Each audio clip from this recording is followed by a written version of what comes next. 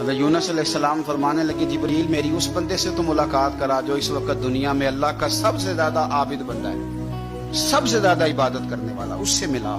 حضرت جبریل کہنے لگے آئیے لے چلتے ہیں۔ تو جناب جبریل لے گئے۔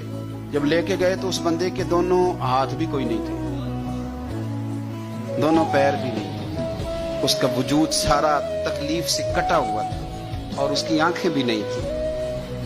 حضرت یونس علیہ السلام فرمانے لگے اے جبریل امین علیہ السلام، میں نے تو کہا تھا عابد بندے کے پاس لے آئے، آپ بیمار کے پاس لے آئے۔ کہا یہ وہ بندہ ہے جس کو اللہ تعالیٰ نے سب سے زیادہ عبادت کرنے والوں میں لکھا ہے، ذرا آئیے اس سے بات کرتے ہیں۔ گفتگو شروع ہوئی۔ حضرت جبریل کہنے لگے آپ کی آنکھوں کا کیا بنا؟ تو وہ کہنے لگا کیا بننا تھا؟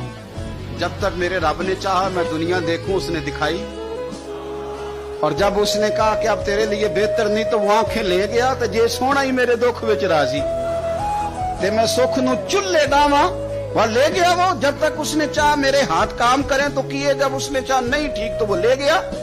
جب اس نے چاہا میرے پیر چلے تو پیر چلتے رہے، لیکن اب رب بھی چاہتا ہے نہ چلے، تو اگر وہ چاہتا ہے نہیں چلے تو ٹھیک ہے، ہم بھی چاہتے ہیں نہ ہی چلے۔ ختم ہو گئی بات۔ جس بات پہ رب راضی اس میں ہم بھی راضی۔ حضرت سیدنا یونس علیہ السلام فرماتے ہیں میں سمجھ گیا یہ واقعی اللہ کا سب سے زیادہ عبادت گزار ہو، لیکن یہاں شکوے پریشانیاں ہی پریشانی، ذرا ذرا سی بات پہ تکلیف ہے۔ وہ آنسو جو صرف مصطفیٰ کے لیے بہانے چاہیے، وہ ہم نے اپنی چھوٹی چھوٹی پریشانیوں کے لیے، رزق کے لیے، اس کے لیے اس کے لیے ہم نے وہ